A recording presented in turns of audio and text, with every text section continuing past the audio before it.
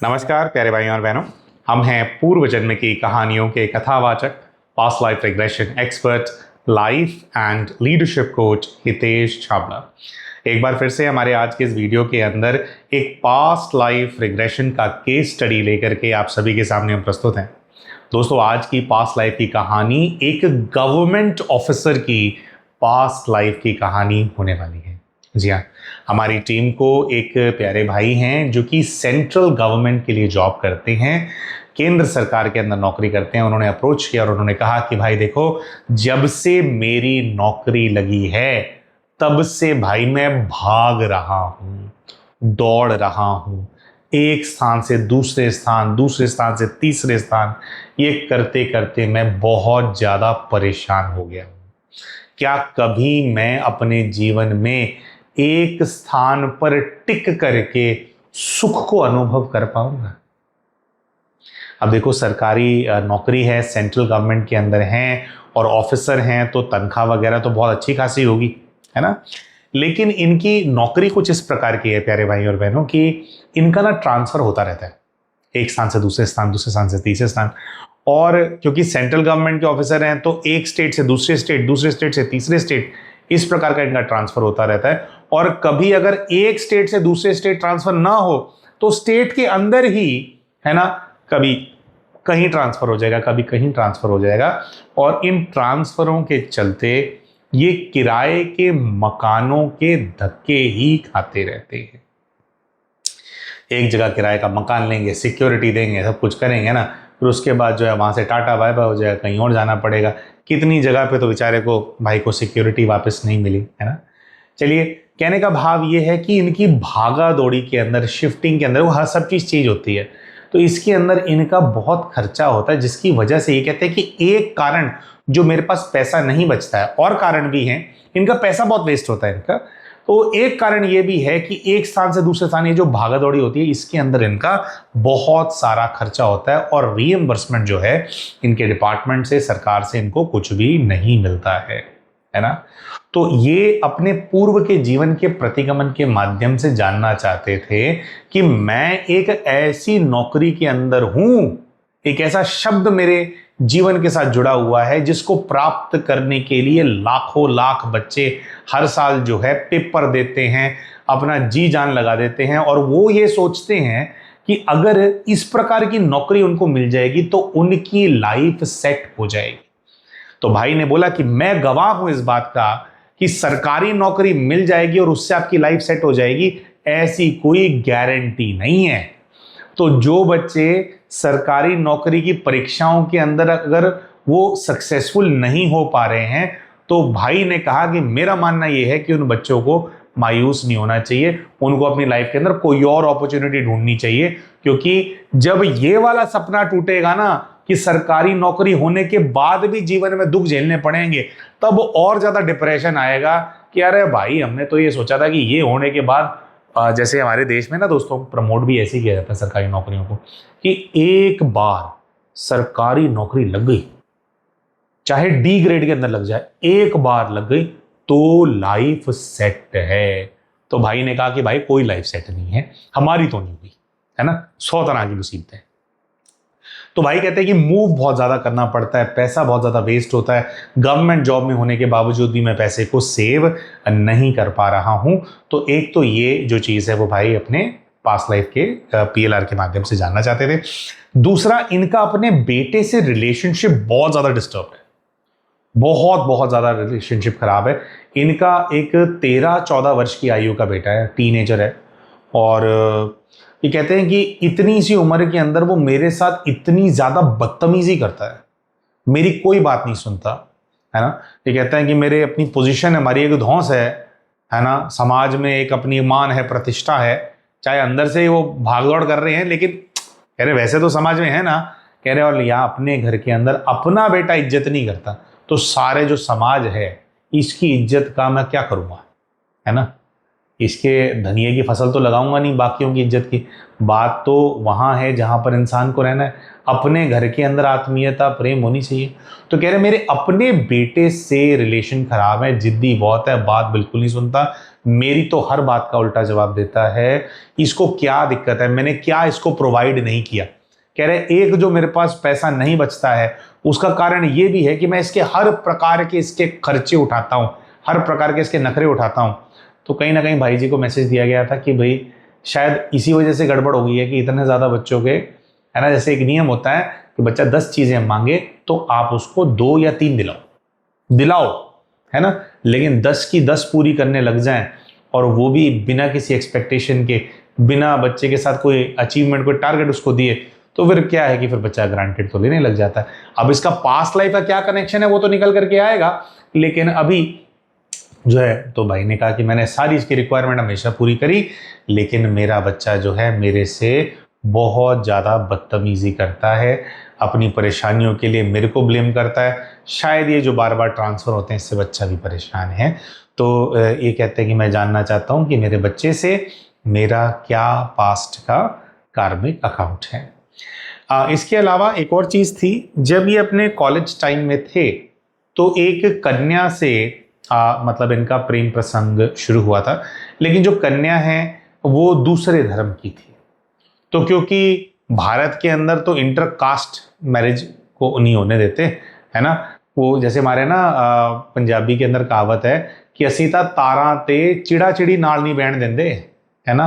ये तो बहुत बड़ी गल होगी है कि भाई लड़का लड़की को साथ में रहने देंगे, हाँ, सेम जाति के हो ना, सेम कलर के चिड़ा चिड़ी नहीं बैठने देते, मतलब ना क्या बोलते हैं, चिड़िया को नहीं बैठने देंगे, कबूतर को नहीं बैठने देंगे सेम कलर के, तो तुम सेम जाति के अंदर शादी कर लोगे, है ना। तो इनके केस के अंदर तो जो है इंटर रिलीजन था, तो फिर ये पसंद करते थे एक दूसरे को, है ना, काफ़ी क्लोजनेस था इन लोगों का, लेकिन फिर वो चीज़ जो है कंक्लूड नहीं हो पाई एक प्रकार से, जैसे वो नहीं हो पाई, ये लोग जो है सेपरेट हो गए और ऑन द टर्म्स इनको पता था कि यार शादी नहीं होगी, और एक अंदर से भय था इनको भी और वो कन्या को भी। इनको ये था कि घर वालों की मर्जी के बाहर हम शादी करेंगे ना तो कुछ बहुत बुरा होगा, ठीक नहीं होगा, और दोनों का ये जो इमोशन है ये कॉमन इमोशन था। तो भाई अपने पास्ट लाइफ रिग्रेशन के माध्यम से ये भी जानना चाहते थे कि ये जो कन्या इनके कॉलेज में थी क्या इसके साथ भी कोई पास्ट लाइफ का मेरा कनेक्शन है, क्योंकि प्रेम बहुत करते थे, एक तरफ की तरफ खींचे चले आते थे, एक दूसरे की तरफ छोड़ना नहीं चाहते थे, लेकिन दोनों इस बात को जानते थे कि हमारा जो ये इंटर रिलीजन, हमारा जो फेथ अलग अलग है, इसके चलते हमारी शादी नहीं हो पाएगी। और जैसे ही इन लोगों का ये डिस्कशन इन लोगों ने स्ट्राइक किया आपस के अंदर कि भाई ये तो नहीं है, तो एकदम से फिर ये लोग जो है अलग हो गए थे। तो यही 3 दोस्तों मुख्य प्रश्न थे इनके, बेटे से कनेक्शन, और ये कॉलेज में जो प्रेम प्रसंग शुरू हुआ था कि वो फिर सिरे क्यों नहीं चढ़ा, या क्यों वो लाइफ में आए, है ना, या शुरू में हम क्यों उस जोन के अंदर चले गए, तो ये बात ये जानना चाहते थे। और नौकरी वजह से जो भागा दौड़ी है, जो फाइनेंस की इनको दिक्कत है, तो ये सब ये जानना चाहते थे। और अपने पास्ट लाइफ रिग्रेशन के माध्यम से प्यारे भाई और बहनों अपने सभी प्रश्नों के उत्तर ये जो प्यारे भाई हैं वो प्राप्त कर पाए थे।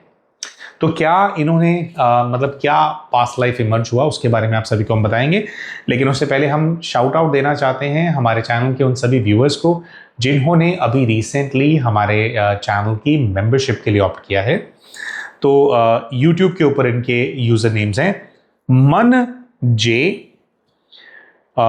फिर हैं आव्यान, उर्मिला गावंडी और ज्योत्सना जोशी जी। तो आप सभी का बहुत बहुत धन्यवाद कि आपने हमारे चैनल की मेंबरशिप के लिए ऑप्ट किया। हमारे चैनल के सभी व्यूअर्स को बताना चाहते हैं दोस्तों कि हमारे चैनल पे 2 प्रकार के मेंबरशिप्स अवेलेबल हैं। हीलिंग सर्कल, जितने भी भाई बहन हीलिंग सर्कल के अंदर चैनल के मेंबर बनते हैं उनको हर महीने एक ग्रुप के अंदर पास्ट लाइफ रिग्रेशन का सेशन एक्सपीरियंस करने को मिलता है। तो और किसी एक प्रॉब्लम को लेकर के आप ग्रुप के अंदर सेशन करा पाते हैं। लेकिन जो भाई बहन दूसरी वाली मेंबरशिप के लिए ऑप्ट करते हैं, there is another membership also, उसका नाम है healing circle plus. Healing circle plus के अंदर जो भी भाई बहन मेंबर बनते हैं उनको हर महीने 2 ग्रुप के अंदर PLR के सेशंस अटेंड करने को मिलते हैं, और उसके अलावा 3 से 4 अन्य हिप्नोथेरेपी के सेशंस भी अटेंड करने को मिलते हैं, जिसके अंदर बहुत डीप रूटेड कई बार प्रॉब्लम्स हमारी लाइफ के अंदर होती हैं, जो कि हमारे चाहे पूर्व के जन्म के अनुभव हैं उनसे जुड़ी होती हैं, या फिर हमारे इस जीवन के भी बचपन के या अनेकों प्रकार के अनुभव होते हैं जो कि हमारे अंदर घर कर गए होते हैं और हमारी पर्सनालिटी को इम्पैक्ट कर रहे होते हैं, हमारे को दबा रहे होते हैं। तो डीप हिप्नोसिस के माध्यम से आपके सबकॉन्शियस माइंड की गहराई के अंदर उतरने का प्रयास किया जाता है, और जहां पर सोर्स है उस समस्या का, उसको अंतर्मन के जगत के अंदर खोज करके वहां पर उसको हील करने का प्रयास किया जाता है। तो एक नई ऊर्जा, एक नई पर्सनालिटी आप अपनी जो है अनुभव करते हैं। तो हिप्नोथेरेपी के 3 से 4 सेशंस जो है आपको करने को मिलते हैं। तो और एक प्रश्न भी था किसी का कि पता कैसे चलता है। देखिए, जैसे हम ये वीडियोस बनाते हैं तो जो भी आने वाले सेशंस होते हैं 1-2 दिन पहले हम बता देते हैं कि अब ये वाला सेशन हम कराने वाले हैं, टाइम भी बता देते हैं। और हमारा व्हाट्सएप चैनल एक है, अगर आपने व्हाट्सएप चैनल नहीं ज्वाइन किया हुआ है तो हमारे इस वीडियो के पिन कमेंट के अंदर व्हाट्सएप चैनल का हम लिंक डाल देंगे, आप उसको फॉलो कर लीजिए। तो जब भी कोई सेशन आता है या कोई वीडियो हम अपलोड करते हैं तो उसके लिंक्स वगैरह और अपडेट्स वगैरह जो है हम बहुत फ्रीक्वेंटली जो है व्हाट्सएप चैनल के ऊपर शेयर करते हैं। और जब भी सेशन होता है दोस्तों, अगर मान लीजिए आप एग्जैक्टली उस टाइम पे अवेलेबल नहीं है जिस टाइम पे लाइव कराया जा रहा है, तो हमेशा जो लाइव, हालांकि ये प्रीमियम कंटेंट है, लेकिन लाइव की जो रिकॉर्डिंग है उसको अगले 24 घंटों तक, 24 आवर्स तक चैनल के ऊपर लाइव छोड़ा जाता है। तो मान लीजिए सेशन दोपहर को, शाम को 4 बजे हुआ, आप अवेलेबल नहीं थे, आप रात को 9 बजे घर आते हैं, और तब आप 1.5-2 घंटा निकालिए अपने लिए, आप सेशन अटेंड कर लीजिए, क्योंकि अगले दिन 4 बजे तक उसकी रिकॉर्डिंग अवेलेबल रहेगी, है ना। तो 24 घंटे तक अवेलेबल होती है, मतलब कभी सुबह 8 बजे होगा तो अगले दिन 8 बजे तक अवेलेबल रहेगी। 24 आवर्स तक जो रिकॉर्डिंग है उसको अवेलेबल रखा जाता है। तो अगर कोई भी भाई या कोई भी बहन हमारी इन सेवाओं का लाभ उठाना चाहते हैं, चैनल के मेंबर बनना चाहते हैं, तो हमारे इस वीडियो के नीचे आपको एक ज्वाइन बटन नजर आ रहा होगा, उसका इस्तेमाल करके चैनल की मेंबरशिप के लिए ऑप्ट कर सकते हैं। तो आइए प्यारे भाइयों और बहनों, फिर अब बात करते हैं कि जब पूर्व के जीवन की यात्रा शुरू होती है तो किस प्रकार के दृश्य जो हैं वो इनके सामने आते हैं। अच्छा, सबसे पहले तो इस बात का खुलासा होता है कि इनकी जो एनर्जी है वो इनके जो इष्ट हैं, मतलब जहां से शक्ति प्रभा करती है इनके जीवन के अंदर, वो लक्ष्मी नारायण जी की, श्री हरि विष्णु जी की जो शक्ति है इनके जीवन के अंदर इनको ड्राइव कर रही है। और जो सोल्यूशन भी है वो भी श्री हरि विष्णु जी से जुड़ा हुआ एक सोल्यूशन है। लास्ट में आया था कि इनको ये करना है फॉर कोर्स करेक्शन। अच्छा, तो पूर्व का जो जीवन जब इमर्ज होने लगता है प्यारे भाइयों और बहनों, तो उसके अंदर ऐसा दिखाई देता है कि एक घर है और घर के अंदर 3 लोग रहते हैं। एक बुजुर्ग है कोई, ठीक है, बुजुर्ग मतलब 55-60 वर्ष की आयु के व्यक्ति होंगे, और वो जो बुजुर्ग हैं उनका एक बेटा है, ठीक है, 30-32 वर्ष की आयु का बेटा होगा, और एक बहू है, 25-26 वर्ष की आयु की बहू भी नजर आ रही है।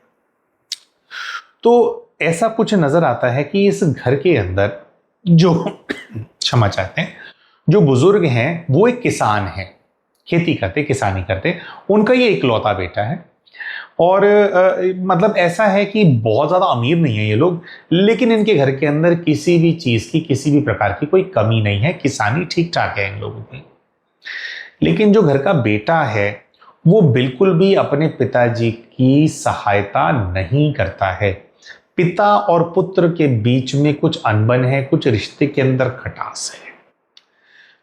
पिताजी की मतलब इस प्रकार से है कि जो पुत्र है ना वो किसी भी प्रकार की जिम्मेवारी लेने वाला इंसान नहीं है, जिम्मेवारी नहीं लेता वो बिल्कुल भी।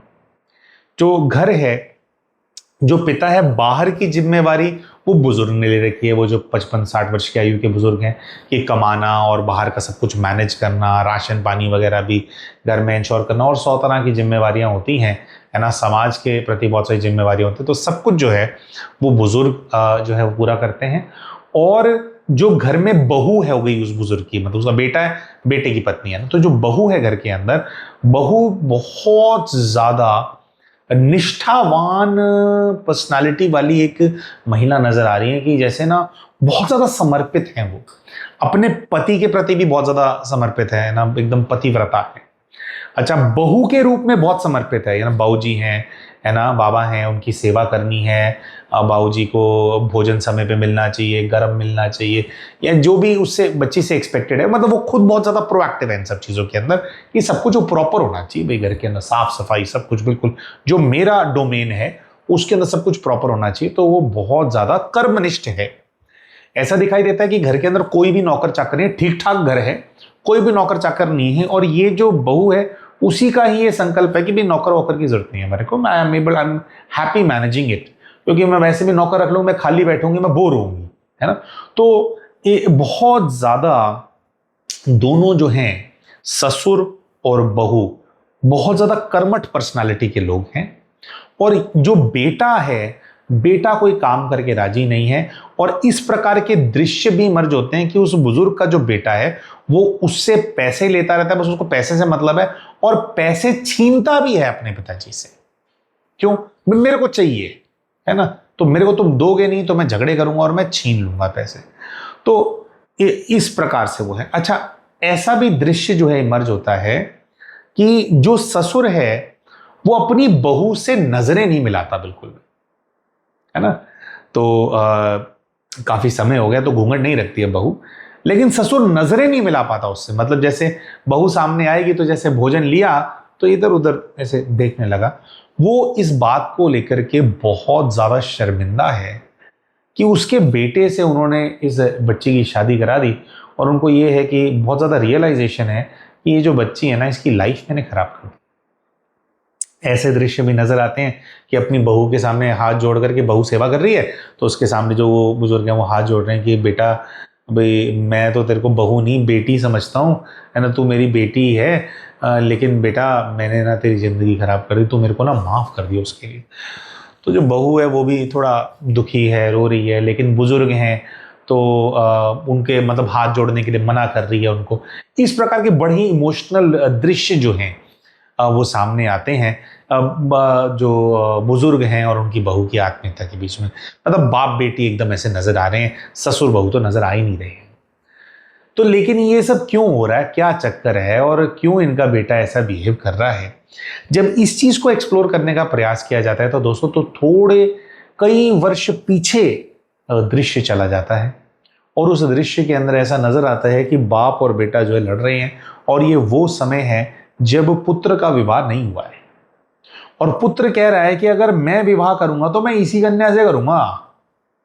और ऐसा समझ में आता है कि गांव में जहां पर ये लोग रहते हैं वहीं पर कुछ दूर इनके पड़ोस के अंदर एक कन्या रहती है जिसको ये व्यक्ति पसंद करता है, जो लड़का है वो पसंद करता है, और वो अपने बापू को कह रहा है कि मेरे ब्याह करवा दो मेरा इसके साथ, हम दोनों एक दूसरे को पसंद करते हैं, और मैं करूंगा तो इसी के साथ करूंगा, वरना मैं किसी के साथ नहीं करूंगा।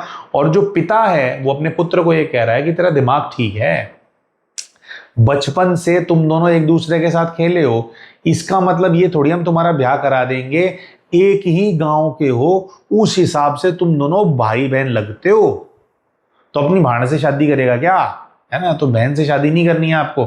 तो वो बोलता है कि भाई ये ठीक नहीं है। हाँ, लेकिन जो बेटा है वो एडमेंट है, वो कह रहा है कि भाई हमारा वो कुछ सिस्टम है सरनेम का कि भी अलग अलग है, हो सकती है, लेकिन वो ये कहता है कि जो गांव के अंदर आप किसी जाति के हो, आप कुछ वो हो, लेकिन अगर एक ही गांव की बेटी है तो गांव में जो बेटियां होती हैं वो सांझी बेटी मानी जाती है, कि बेटी सबकी है वो, है ना, तो भाई वो तो मेरी भी बेटी लगी उस हिसाब से, गांव के नियम के हिसाब से, तो तेरी बहन लगी, वो हम शादी नहीं करेंगे। तो बहुत ज़्यादा कलेश होता है इनके बीच में, और ऐसा दिखाई देता है कि जो बुजुर्ग है तो वो कहते हैं कि भाई कुछ गलत ना हो जाए, तो हबड़ा तबड़ी के अंदर यानी जल्दबाजी के अंदर वो एक रिश्ता ढूंढता है और फटाफट अपने बेटे का विवाह आज जो बहू है उसके साथ करा देता है। बुजुर्ग ये सोच करके विवाह कराता है कि भाई अगर भाई अभी तो ये इसको जो चढ़ा हुआ है ना, नशा चढ़ा हुआ है वो कन्या का, लेकिन अगर इसकी अपनी पत्नी आ जाएगी तो एक तो ये जिम्मेवार हो जाएगा, जो आवारागर्दी करता है वो करनी बंद कर देगा, जिम्मेवार हो जाएगा, और क्योंकि अपनी पत्नी आ जाएगी तो फिर इसका जो ध्यान है उस कन्या से हट जाएगा। लेकिन ऐसा होता नहीं है, और इसी चीज को लेकर के क्योंकि जो बुजुर्ग है उसको शक है कि उस कन्या से मिलता है, उस पर खर्चे करता है, उस कन्या का तो विवाह हुआ नहीं है, हाँ कुछ ऐसा है, और जो बुजुर्ग है जब भी उसको वो कन्या नजर आती है तो वो उसको एक आंख नहीं पाती, अंदर ही अंदर उसको होता है कि ये क्यों दिख गई मेरे को, है ना। तो इस प्रकार का जो माहौल है कि जो लड़का है उसकी मर्जी के बिना उसका विवाह यहाँ करा दिया गया है ना। तो समय आगे निकलता है। अब वो जो लड़का है अपनी पत्नी के साथ ठीक बिहेवियर नहीं रखता, क्योंकि उसको तो नहीं करनी थी, उसने तो जिद पकड़ी हुई कि मेरे को तो इसे नहीं करनी थी। हालांकि काफी वर्ष हो चुके हैं इस विवाह को, 3-4 वर्ष हो चुके हैं, लेकिन इन दोनों की कोई संतान भी नहीं है। शायद संतान इसीलिए नहीं है क्योंकि ये जैसे करीब नहीं आ रहे हैं, या इनको ये है कि भी मेरे को फंसा दिया है इस चीज़ के अंदर। तो ये सब कुछ बहुत ज़्यादा चल रहा है, और तो ये सारी कहानी जो है सामने आती है। फिर देखने का प्रयास किया जाता है कि भी फिर आगे क्या हुआ, है ना। ये जो प्रॉब्लम्स आई हुई हैं लाइफ के अंदर, है ना, जिस चीज़ को लेकर के सेशन कराया गया, उन प्रॉब्लम्स की जड़ कहाँ है, जब उसको ढूंढने का प्रयास किया जाता है तो ये तो प्रॉब्लम की जड़ को ढूंढ रहे होते हैं, लेकिन दृश्य के अंदर लोग उस लड़के को ढूंढ रहे हैं, ऐसा दृश्य आने लग जाता है कि लोग ढूंढने में लगे हुए हैं। किसको ढूंढ रहे हैं? उसी लड़के को जो कि अपने पिता से नाराज था, बात नहीं करता था, वो कहीं गायब हो गया है। शाम को आया नहीं, रात को आया नहीं, तो सब लोग परेशान हैं, उसको ढूंढ रहे हैं। लग रहा है कि भी बच्चे के साथ कोई अनहोनी ना हो गई हो, बहुत ज़्यादा परेशान है। लेकिन अचानक से जो वो लड़का है, उसके जो पिता है, उसको कुछ स्ट्राइक होता है और वो बाहर अपने लड़के की खोज छोड़ करके घर वापस आता है। और घर वापस आता है तो वो क्या देखता है कि घर के अंदर जितना भी कैश अवेलेबल था, सारा कैश घर से गायब है। दूसरा, जो बहू दहेज के अंदर सोने के गहने लेकर के आई थी, तो भारतीय समाज में हमारे में कल्चर होता है यहाँ पे कि ना कि सोना इज वेरी इंपॉर्टेंट, तो बहू बेटियां जो होती हैं वो सोना लेके आती हैं। तो बच्ची का जो सोना जिस पेटी के अंदर था उसको चेक करते हैं दोनों बहू और ससुर मिल करके, तो दिखाई देता है कि भाई वो भी कोई ट्रंक है, उसका जो कहते हैं ना जिंदा ताला जो है वो टूटा हुआ है।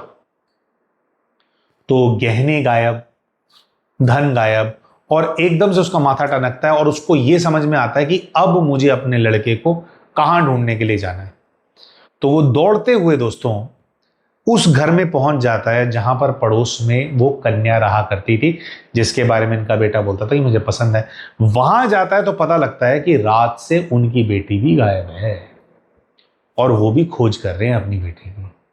अब ये जो जीवन सामने आया था कुछ ऐसा था कि अभी के जीवन से जस्ट इनकी जो पास्ट लाइफ रही है, जो पिछला जीवन रहा है वो ये है। तो पुराना जमाना है, लेकिन इतना भी पुराना जमाना नहीं है ना। तो ऐसा सामने आता है। तो ऐसा दिखाई देता है कि भाई वो अब जब ये इस बात को लेकर के जाते हैं कि मेरा बेटा गायब है, तो जो लड़की के घर वाले होते हैं वो पुलिस को उन्होंने बुलाया होता है, या वो पुलिस को बुलाते हैं और बुला करके इस बुजुर्ग को ही पकड़वा देते हैं। अब ये तो खुद ढूंढने के लिए आया था, है ना, लेकिन जिस तरह से लोग एक्टअप करते हैं तो इसको पकड़वा देते हैं और वो बोलते हैं कि भाई हमारी भोली वाली लड़की थी, हमारी तो छोटी बच्ची थी, इनका लड़का, शादीशुदा लड़का हमारी बेटी को लेकर के भाग गया है, तो इसको पता होगा, आप इससे पूछो। तो ऐसा फिर सामने दृश्य इमर्ज होता है कि 5 से 6 दिन पुलिस जो है इनको, जो ये बुजुर्ग होते हैं, इनको अपने लॉकअप में रखती है, उनको टॉर्चर करती है, मारपीट करती है, ठीक से खाना नहीं देती है, बदसलूकी करती है, बेइज्जती बहुत ज़्यादा करती है उनकी। लेकिन 5-6 दिन भी लॉकअप में रखने के बावजूद जब उनका बेटा सामने नहीं आता, बेटा टर्न अप नहीं होता, और बुजुर्ग को कुछ पता ही नहीं था, वो तो खुद ढूंढ रहा था। 6 दिन हो गए थे उसके बाद पुलिस वालों को समझाते हुए कि मैं तो खुद ढूंढते ढूंढते वहां पे पहुंचा हूं, अगर मेरे को पता होता तो मैं पागल हूं जो जाकर के ऐसे ढूंढूंगा, मैं क्यों बताऊंगा किसी को, है ना, कि भी ऐसा हो गया है, मेरी तो इज्जत चली गई। तो पुलिस वालों को ये चीज समझ में आ जाती है कि वाकई में ये जो है इसको पता नहीं है कि इसका लड़का कहाँ है, और 6 दिन के बाद जो है वो उनको छोड़ देते हैं। लेकिन दोस्तों 6 दिन के बाद जब उनको छोड़ा जाता है तो उनका जीवन जैसा पहले था वैसा जीवन अब नहीं रहता, जीवन बदल जाता है। कैसे बदल जाता है? जो समाज है, एक प्रकार से समाज वो बुजुर्ग आदमी का बहिष्कार कर देता है ना, बहिष्कार कर देता है। क्या बोल करके? ये बोल करके कि देखो ये वो नालायक का बाप है, इसका लड़का गांव की लड़की लेकर के भाग गया, अपनी बहन से ही शादी कर ली होगी उसने, अपनी बहन को लेकर के भाग गया एक तरह से, उससे शादी कर ली और उसके साथ देखो तो कुकर्म भी किया होगा, संबंध बनाए होंगे, बताओ देखो बहन के साथ तो क्या है, तो उससे जुड़ी हुई फिर बहुत सारी चीजें उनको बोलते हैं, है ना। तो समाज में इनकी बहुत ज्यादा, बुजुर्ग आदमी की बहुत ज्यादा बेइज्जती होती है। और जैसे क्या है कि एक इज्जत होती है, पहले के लोग तो क्या है कि बहुत ही ज्यादा वैल्यू करते थे इज्जत को, आज के टाइम में तो खैर वो बात रही नहीं, अड़खा रही नहीं होना, है ना। और वो मतलब इतना जुबान की वैल्यू होना कि हमने जो जुबान दी है उसको पुगाना ही होता है, पूरा करना ही होता है, या तो आजकल तो उतना रहा नहीं, लेकिन पहले के लोग बहुत ज़्यादा माइंड करते थे इस चीज़ को। तो अब ऐसी ऐसी बातें इनको अपने बेटे के बारे में वो सुनने को मिली, तो उससे जैसे थाने से घर आ रहे हैं तो बातें कानों में पड़ रही हैं और बहुत दुखी हैं, और घर आकर के देखते हैं तो उजड़ा हुआ घर दिखाई देता है, क्योंकि जो बहू है, जो कि इतनी सहयोगी थी इनकी, वो बहू भी घर छोड़ करके अब चली गई है अपने मायके, क्योंकि वो सब कुछ बर्दाश्त कर सकती थी, मतलब वो कर ही रही थी, और अपने पति का बिहेवियर भी, लेकिन इतने बड़े स्तर का जो धोखा उसके साथ हुआ, पति किसी और की बेटी को ही लेकर के भाग गया है ना। और फिर जो ससुर है वो भी कौन सा घर पे हैं, उनको तो, और अकेली लेडी, उसको क्या पता कैसे छुड़वाना है, क्या करना है, तो वो अब उसने निश्चय कर लिया कि भाई मैं नहीं रहूंगी, तो वो अपने मायके चली गई। तो भरा पूरा परिवार पूरी तरह से उजड़ गया है, और उस घर के अंदर ये बुजुर्ग अकेला है, आकर के दुख के अंदर खाट पे लेटता है। और जब वहां लेटता है, क्योंकि सब अब जैसे भरा पूरा घर था, अब सब कुछ उजड़ा हुआ है, लोगों की बातें उसको याद आ रही हैं, वो डाउन होता चला जा रहा है अंदर उसकी, जैसे जैसे वो जीना नहीं चाहता। और ऐसे भाव के अंदर वो अपनी जो औलाद है उसको बद्दुआ देता है कि जो पैसा लेकर के तू घर से भागा है ना बेटा, ये पैसा, ये सोना कभी तेरे को फलेगा नहीं, है ना, पैसा तेरे को कभी नहीं फलेगा। तू गांव छोड़ करके भागा ना, तूने मेरी इज्जत खराब करी ना, मेरी बद्दुआ है तेरे को कि तू भागता ही रहेगा, है ना, तू कभी टिक करके कहीं पर कुछ कर नहीं पाएगा, है ना। और ये कहते हैं कि अगर मुझे कभी मौका मिला तो मैं खुद तुझसे बतला लूंगा, खुद तुझे रियलाइज कराऊंगा कि जब औलाद नालायक होती है और औलाद तंग करती है तो कैसा महसूस होता है ना। मैं खुद तुझसे बदला लेने के लिए आऊंगा। हाँ, और ये संकल्प करते करते, ये 2-3 बातें बोल रहे होते हैं, और करते करते जो है वो बुजुर्ग जो है उसको हार्ट अटैक आ जाता है। पता ऐसे बीमार सा पड़ गया था वो, है ना, जीने की इच्छा खत्म हो गई थी, हार्ट अटैक आ जाता है, और उसी परिस्थिति के अंदर वो जो बुजुर्ग है उनकी मृत्यु हो जाती है। तो ये हैं प्यारे भाई और बहनों पूर्व के जन्म के दृश्य जो कि इमर्ज हुए थे। अब कैरेक्टर्स को समझ लेते हैं। वैसे तो जो कुछ सामने आया आप कैरेक्टर्स समझ ही गए होंगे। आज की डेट में जो इनका बेटा है, जो कि इनको तंग बहुत ज़्यादा करता है, जो कि बहुत बहुत दुखी करता है ना, जो कि बात नहीं करता, बदतमीज से बात करता है, जो कि इनको वर्थ इट नहीं समझता, वो बेटा पूर्व के जीवन में वही बुजुर्ग आदमी है जो कि दुख के अंदर जिनकी मृत्यु हो गई थी। और पूर्व के जीवन में जिस बेटे ने उनको दुख दिया था बुजुर्ग आदमी को, वो आज की डेट में हमारे क्लाइंट हैं जो कि अपने बेटे से फिलहाल दुखी हैं।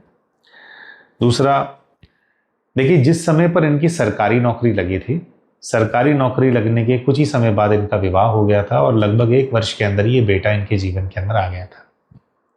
हाँ? तो जो इंस्टेबिलिटी है वो कहीं ना कहीं जब से बेटे का जन्म हुआ है तब से इंस्टेबिलिटी जो है इनके जीवन के, मेनली इनके जीवन में आई है। तो वो जो बेटे की जो एनर्जी है, उसका जो संकल्प था कि तू भी दौड़ता रहेगा, तू भागता ही रहेगा हमेशा, देखियो कभी तेरे को तू टिक नहीं पाएगा, है ना। तो बेटा उस एनर्जी को लेकर के वापस इनके जीवन के अंदर आया, और दौड़ने वाला, भागने वाला जो मूड है वो एक्टिवेट हो गया। पिछले जीवन में बुजुर्ग ने ये भी बद्दुआ दी थी कि जो तू पैसा लेकर के गया है वो पैसा कभी तेरे को फलेगा नहीं। अब हम ऐसा सोचते हैं कि भाई पैसा फलेगा नहीं, पर पिछले जीवन में तो अलग पैसा था, वो तो यूज हो गया होगा, तो आज तो अब ये कमा रहा है, तो क्या बेसिकली क्या होता है दोस्तों कि जब इस प्रकार की बद्दुआएं मिलती हैं, इस प्रकार के दुख भरी जो वो चीज़ें जो है आपकी तरफ भेजी जाती हैं, वो मृत्यु के समय पर बेचारे ने वो बद्दुआ दी, तो बहुत वो पावरफुल होती है। तो बात एग्जैक्ट उन सिक्कों की नहीं है जो कि आपके हाथ में है, लेकिन धन की अपनी एक एनर्जी होती है। हर चीज की ना अपनी एक एनर्जी होती है। जैसे घर एक एनर्जी है ना।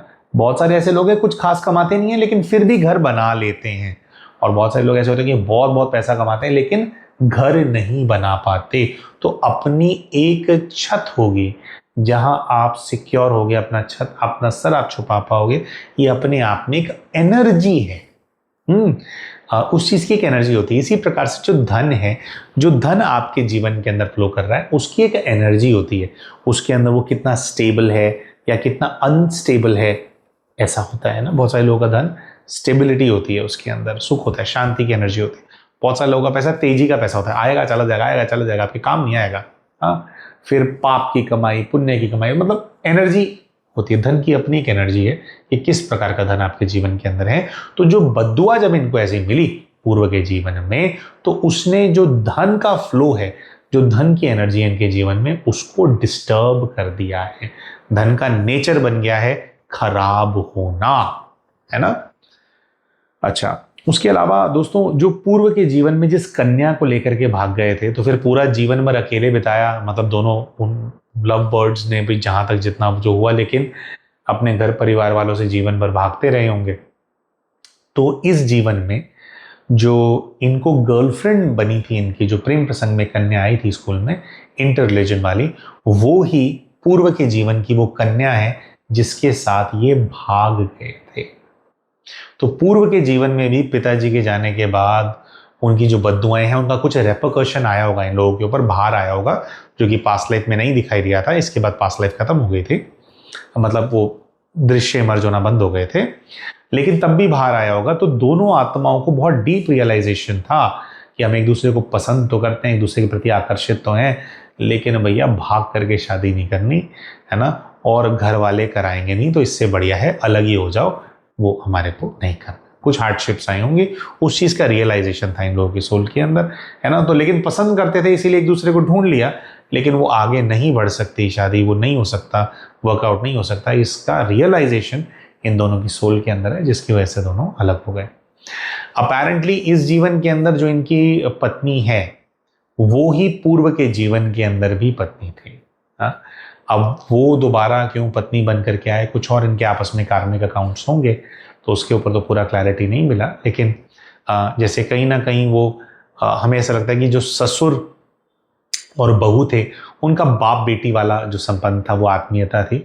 तो कहीं ना कहीं अब वो जो ससुर वाली आत्मा है, वो इनके जीवन में आना चाहती थी, है ना, और उसकी निमित्त जैसे वही वाली सोल बन गई। तो कहीं ना कहीं लोग आपस में कनेक्शन बन गया। एक और छोटी सी बात यहाँ पे बोलना चाहते हैं दोस्तों, देखिए इस कहानी से एक हमारे को थोड़ा एक ये एंगल भी आता है कि भाई जो ससुर है उन्होंने भी तो गलत किया ना, भाई जबरदस्ती लड़के की शादी करा दी, वो नहीं चाहता था वहां पे। तो यहाँ पर हम ऐसा समझते हैं कि भाई देखो, अपनी अपनी ना एक समझ का, एक सोच का एक लेवल होता है, लेकिन जो लड़का था ना, उसको अपने लेवल पे ये करना चाहिए था कि ठीक है भाई, हमारा समाज है, मुझे अपने समाज का भी सम्मान करना है ना, तो नहीं करा सकते आप लोग, ठीक है मत कराओ भाई, मैं तो अड़ा हुआ हूँ, अगर करूंगा तो वहीं करूंगा, वरना नहीं करूंगा। तो जो वरना नहीं करूंगा उस पर ना उस बच्चे को डटे रहना चाहिए था, क्योंकि आप एक दूसरी सोल को, चाहे आपके पिताजी आपकी लाइफ के अंदर इन्वॉल्व कर रहे हो, लेकिन फिर भी आपके पैर बांध करके, आपके हाथ बांध करके कोई आपकी शादी नहीं करा सकता। पकड़वा विवाह होगा उसमें हो जाता है बंदूक की नोक पे, लेकिन यहाँ पे वो परिस्थिति नहीं थी।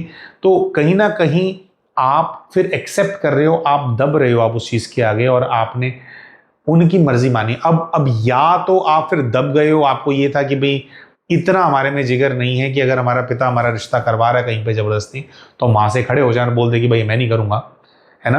अगर नहीं है और फिर कोई दूसरे किसी की बेटी आपके जीवन के अंदर आ जाती है, तो फिर जो है उसकी लाइफ भी तो आपको नहीं खराब करनी चाहिए ना, फिर उसको फिर समर्पण करना चाहिए आपको।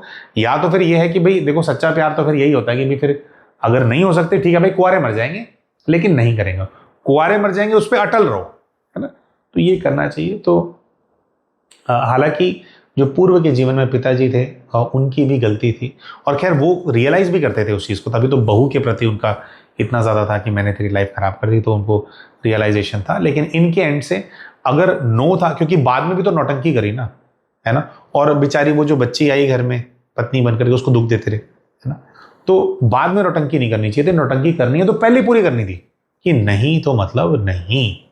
हाँ, तो ऐसे ये, तो ऐसा हम ऐसा समझते हैं। तो ये इनके रिश्तों के कॉम्प्लिकेशंस हैं, जिसके चलते सब कुछ जो है सब कुछ सामने आया। अब कैसे ये एनर्जी सॉल्व होगी, इसके लिए कुछ रिकमेंडेशंस इनके जो स्पिरिट गाइड हैं उनके माध्यम से आए। देखिए, एक बहुत ही विशेष कारण की वजह से श्री हरि विष्णु की एनर्जी से ये कनेक्टेड है, ऐसा विजन के अंदर सामने आया। इनके जो स्पिरिट गाइड हैं, स्पिरिट गाइड तो इनके पूर्व के जन्मों के कोई सिद्ध पुरुष, कोई गुरु थे, और वो गुरु स्पिरिट गाइड के रूप में आए थे। एक तो स्पिरिट गाइड का आदेश ये आया कि अपने जीवन के अंदर जो एक सुख की जो स्टेबिलिटी है, कुछ सुख की एनर्जी है, उसका कनेक्शन गौ सेवा से कुछ होता है। पूरा एक्सप्लेन उन्होंने नहीं किया। ऐसा भी होता है कि जो वो सिद्ध पुरुष रहे होंगे वो गौ सेवक रहे होंगे, है ना, तो वो उनका आशीर्वाद प्रॉपर आपकी लाइफ के अंदर फ्लो हो, इससे जैसे उनकी इच्छा से जुड़ा हुआ वो कुछ टास्क आपको दे देते हैं, हाँ, ताकि उनकी ब्लेसिंग्स आपको मिलती रहें। वो प्रोसीजर बता देते हैं कि इससे तुम फिर कनेक्टेड रहोगे मुझसे। तो गौ सेवा करनी है विशेष। हालांकि देखो दोस्तों, हम तो हमेशा प्रमोट करते हैं कि किसी भी जीव जंतु की सेवा करो, लेकिन इनके केस के अंदर सुख और शांति के लिए गौ सेवा इनको करनी है। रोज गौ को, गैया को इनको भोजन कराना है, कुछ इनको ऐसा करना है। तो उसके लिए इनको आया कि भी आपको वो करना शुरू करना है, इससे सुख जीवन के अंदर आने लगेगा। नंबर 1। नंबर 2, इनको विशेष हिदायत दी गई है धन को लेकर के। ये बताया गया कि आपके जो धन का फ्लो आपके जीवन के अंदर आ रहा है, उसकी एनर्जी पहले से बहुत ज्यादा डिस्टर्ब्ड है, डिस्टॉर्टेड है, वो है ना, वो पहले टिकने वाला नहीं है। तो आपको धन के मामले में बहुत ज्यादा फेयर रहना है, यानी कि रिश्वत नहीं लेनी। इनके ऊपर किसी प्रकार का कोई ब्लेम नहीं डाला गाइड ने, ये नहीं बोला कि भाई रिश्वत आप लेते हो तो मत लेना, ऐसी कोई बात नहीं हुई। लेकिन ये आया, इस तरह से बात रखी गई सामने कि आपका प्रोफाइल फिर भी ऐसा है कि आपके सामने बहुत सारे अपॉर्चुनिटीज आएंगे, जिसके अंदर आपको धन ऑफर किया जाएगा फॉर समथिंग जो कि आपको नहीं करना चाहिए। हाँ, तो आपको ऐसा धन नहीं लेना है। देखो क्या होता है दोस्तों, अगर कोई गलत काम कोई व्यक्ति कराना चाहता है, उसके पैसे के अंदर भी एनर्जी गलत काम की ही है, और गलत इंटेंट के लिए आप उसको स्वीकार करते हो, तो जो धन की एनर्जी है वो और बहुत ज्यादा डिस्टर्ब हो जाएगी। तो इनको मना किया गाइड ने कि आप कभी भी ऐसा धन नहीं लेंगे।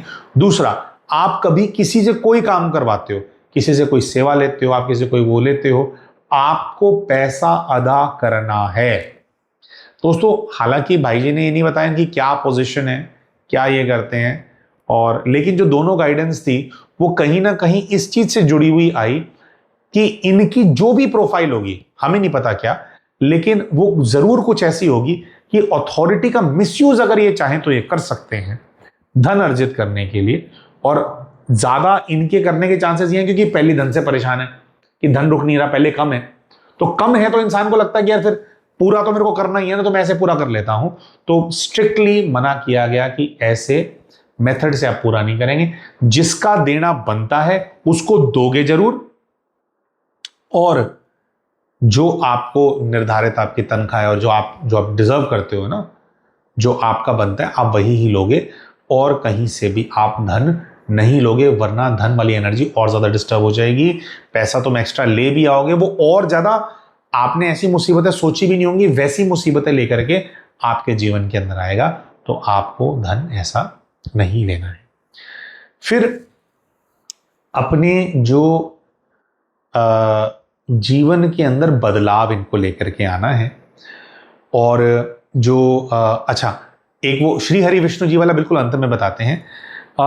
तीसरा ये आया कि जो आपकी पत्नी है अभी और आपका जो पुत्र है, इन दोनों के प्रति आपको बिल्कुल निस्वार्थ भाव से सेवा करनी है।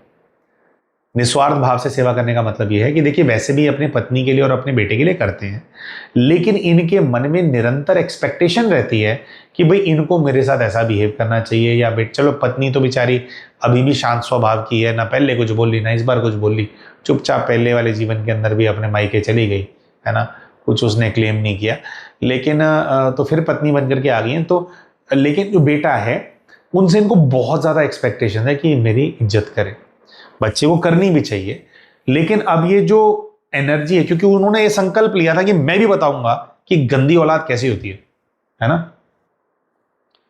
ये भी मूवी का डायलॉग है ना, तेनू भी तो पता लगे कि गंदी औलाद केहो जी हुंदी है ना, औलाद तेरे वर्गी होनी चाहिए है। तो वो बताना चाहते थे कि कैसे, तो इसीलिए वो ऐसे हटी और इंसल्ट करने वाली औलाद बन करके आए जीवन के अंदर। तो ये आया कि आप जो बेटे के लिए करते हैं वो करिए, बेटे को शुभ भावना भी दीजिए, क्षमा योग कीजिए बेटे और पत्नी के प्रति, और एक्सपेक्टेशंस आपको नहीं रखनी है। और ये जो आपका जो आपस में जो डिस्टर्ब एनर्जी है, ये ना होते होते ठीक होगी, ये नहीं होगी। तो जब तक नहीं हो रही है, तो कई बार क्या होता है दोस्तों, हम कोई पुरुषार्थ करते हैं ना, तो 4 दिन में हम थक जाते हैं कि मैं गुड वाइब्रेशन दे तो रहा हूं, क्षमा योग कर तो रहा हूं, ये तो वही बदतमीज के बदतमीज है। ये चीज नहीं करनी है, ठीक है। आप करते चले जाओ, होगा, ठीक होगा। तो ऐसा इनको आया कि एक्सपेक्टेशंस के बिना जो है इन लोगों की आपको सेवा। फिर जो गलती होकर के आ गई है ना, तो अब इनके जीवन के अंदर एनर्जी के लेवल पे एक बड़े बदलाव की आवश्यकता है, जिसके लिए इनको ये स्पेशल इंस्ट्रक्शन आया कि आपको बद्रीनाथ जी का ध्यान करना है।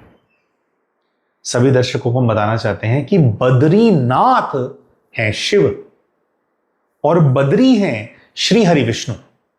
जब शिव धरा पर आकर के मनुष्य को देवता समान बनाने का ज्ञान देते हैं, नर नारायण कैसे बन सकता है या उनके समान कैसे बन सकता है, उनके गुणों को कैसे धारण कर सकता है, तो परमात्मा शिव जब ये सेवा आकर के धरती पर करते हैं, ज्ञान और इससे जुड़ी हुई शक्ति बच्चों को देते हैं, तो उनके इस कर्तव्य के प्रमाण जो शक्ति जो प्रतिस्थापित होती है वो बद्रीनाथ जी होते हैं। तो बद्रीनाथ जी का जब भी ध्यान किया जाता है तो बदलाव आने लग जाते हैं, बदलाव की एनर्जी, चेंज की एनर्जी है बद्रीनाथ जी की, नर से नारायण। और सोचो नर कैसे तुच्छ स्तर पे हम लोग ऑपरेट करते हैं, नर रूप के अंदर, है ना, कैसे हमारे कर्म होते हैं, क्या विकर्म हम करते हैं ना। और नर को जो इतनी गिरी हुई अवस्था के अंदर है, उसको नारायण जैसा बना देना, कितना बड़ा बदलाव है ना, बहुत बड़ा चेंज है। इतनी मुट्ठी भर आत्माएं कर पाती हैं बात अलग है, पूरा अपना चेंज ला पाती हैं अपने जीवन में, बड़े महापुरुष होते हैं, वो कर पाते हैं बद्रीनाथ जी की कृपा से। लेकिन कहने का भाव ये है कि जो महापरिवर्तन है इंडिविजुअल स्तर पे, तो विश्व महापरिवर्तन होता है, इंडिविजुअल स्तर पे जो महापरिवर्तन होता है, बड़ा बदलाव, क्या थी जिंदगी, क्या से एकदम क्या हो गई, पर्सनालिटी क्या थी, क्या से क्या बदल गए। होते ना लोग देखते हैं कि यार देख करके विश्वास ही नहीं होता, आप वही हो, है ना, वो वाली चीज की नूर आ जाए, तेज आ जाए। तो जो महाबदलाव आना है ना, तो उस चीज की जो शक्ति का जो प्रतीक है, नर से नारायण बनने की जो शक्ति का प्रतीक है, वो श्री श्री बद्रीनाथ जी हैं। तो इनको ऐसा बताया गया कि एक एनर्जी के लेवल में बड़ा चेंज लाना है आपको अपनी लाइफ के अंदर ना, एक बिल्कुल अपसाइड डाउन करना है ना, बिल्कुल परिवर्तित हो जाना है। तो इनको परमात्मा शिव को बद्रीनाथ जी के रूप में ध्याने का, उनका ध्यान करने का, उनकी एनर्जी अपने जीवन में लाने का करने का जो है इनको एडवाइस आया। और हम बताना चाहते हैं कि दोस्तों जो परमात्मा शिव के 18 निशान हैं, जो इनके 18 यादगार हैं, जो ज्योतिर्लिंग हैं, उन सभी ज्योतिर्लिंगों के अंदर बद्रीनाथ जी भी आते हैं। हमने इसलिए विशेष बता दिया कि बद्री श्री हरि विष्णु है ना, लक्ष्मी और नारायण जी का कंबाइंड स्वरूप, और बद्री के भी नाथ जो हैं, जो उनको ऐसा बनाते हैं, वो शिव हैं। तो जब 18 मुख्य यादगारों को याद किया जाता है परमात्मा शिव के, तो उनमें से एक रूप बद्रीनाथ जी का भी होता है। तो ये जो सभी स्वरूप हैं, कौन से स्वरूप की क्या एनर्जी है, उससे क्या प्राप्ति होती है, इससे जुड़ा हुआ मेडिटेशन कोर्स भी हर महीने कराया जाता है, जो कि पूरी तरह से निःशुल्क है। तो वो जो कोर्स है उसका भी अब हर महीने मिड ऑफ द मंथ शुरू होता है। तो अब ये वाले महीने का तो हो गया, ऑलमोस्ट होने वाला है। अब नेक्स्ट मंथ जो है उसकी फिर क्लासेस होंगी, दोबारा से शुरू होगा। तो वो जो कोर्स का व्हाट्सएप ग्रुप है उसका लिंक भी हमारे इस वीडियो के अंदर हम शेयर कर देंगे। तो जैसे इनको हिदायत दी कि भी आप बद्रीनाथ जी का ध्यान कीजिए, है ना, हो सकता है आपके जीवन में किसी और स्वरूप की कोई रिक्वायरमेंट हो सकता है आपको बैद्यनाथ जी से कनेक्ट करना हो सकता है आपको विश्वनाथ जी से कनेक्ट करना हो सकता है बाबा महाकाल बुला रहे हो, जागेश्वर बाबा बुला रहे हो, आपकी एनर्जी की क्या रिक्वायरमेंट है। तो ये जो 18 स्वरूप हैं, ये 18 प्रकार के विशेष प्राप्तियां बच्चों को कराते हैं। हम सभी भोलेनाथ के बच्चे हैं, हमें प्राप्ति कराते हैं। तो क्या प्राप्ति हो सकती है, कैसे सदुपयोग करना है उनकी एनर्जी का अपने जीवन के अंदर अच्छा परिवर्तन लाने के लिए, दूसरों के जीवन के अंदर कुछ अच्छा कंट्रीब्यूट करने के लिए, तो ये सब कुछ जो है आप इस कोर्स के माध्यम से सीख सकते हैं। तो हमारे इस वीडियो के पिन कमेंट के अंदर हम 2 लिंक्स आपके साथ शेयर कर रहे हैं। एक तो व्हाट्सएप ग्रुप का लिंक शेयर कर रहे हैं जो कि जिसके माध्यम से अगले महीने कोर्स कराया जाएगा, जूम का लिंक वगैरह उसी ग्रुप पे आएगा। और दूसरा हमारे अपने व्हाट्सएप चैनल का हम लिंक शेयर कर रहे हैं, आप उसको भी फॉलो कर लीजिए ताकि जब भी हमारे अपडेट्स वगैरह आते हैं कब कौन सा क्या सेशन होने वाला है, आप उससे ज़्यादा जो है उससे कनेक्टेड रहें। हम आशा करते हैं दोस्तों ये जो वीडियो हमने आज बनाया है इससे आपको कुछ शिक्षा मिली होगी, इससे कुछ पॉजिटिव चेंज आपकी लाइफ के अंदर आएगा। मिलते हैं आप सभी के साथ हमारे अगले वीडियो के अंदर, तब तक के लिए नमस्कार।